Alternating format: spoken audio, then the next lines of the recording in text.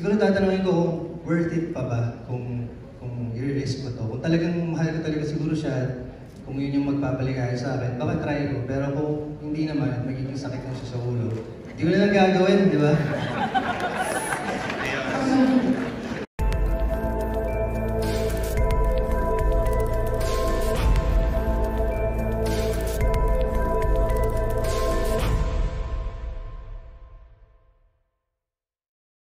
For Dennis naman, kasi syempre ito yung kasunod ng Maria Clara at Ibarra. And parang after two successful epic dramas, balik ka sa heavy romance drama. So, kamusta yung naging adjustment, yung process mo with the love story also? Medyo nakakapanibago dahil yung ginampanan ko nun mga lumang tao, sobrang diretso, malinaw siya magsalita, maayos yung itsura niya, laging nakaayos yung buhok niya. So, dito naman mapapanood nila malayong-malayo naman. Magulo yung buhay ng tao dito, yung character ko, si Atom. Yung buhok niya, magulo, yung itsura niya, yung buhay niya. And, di siya ganun kagaling dumiskarte sa buhay. So, yun yung difference. We all know that the job of an artist is far from easy and it's challenging.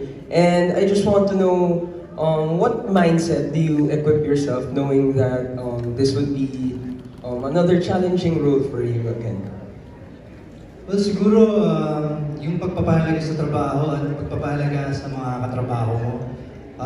Yung maging, kailangan mo kasi dito sa trabaho na to, bukod sa talent, okay ka rin makisama dahil at the end of the day, yun pa rin talaga yung tinitingnan nila, yung ugali mo sa set kung paano ako makapagtrabaho. And siguro yung pagpapahalaga and yung pagpapahalaga doon sa spotlight na binibigay sa'yo every eksena. Kasi yun na yung time eh. Ito na yung time para galingan, gamitin lahat ng mga oras para kinugol mo sa rehearsal. And ayun, siguro yung pagpapahalaga sa trabaho at sa mga katrabaho. Kasi related naman to the show, no? If you were put in the shoes of Stella and Atom na medyo may pagbabalik tinginan or magkikita ulit tapos parang rekindle romance, ano gagawin niya if you were in their shoes? Loading. Mahirap magkamali ng sagot.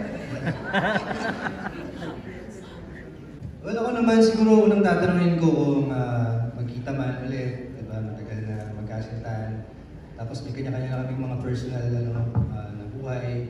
Siguro tatanungin ko kung worth it pa ba kung i-risk ko to. Kung talagang mahal ko talaga siguro siya, kung yun yung magpapaligaya sa akin, baka try ko. Pero kung hindi naman, magiging sakit na siya sa ulo, hindi ko na lang gagawin, di ba?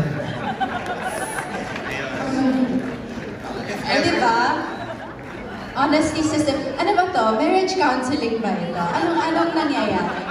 Mukhang may mag-aaway kung pag-uwi. Masyadong na-interpret. Method.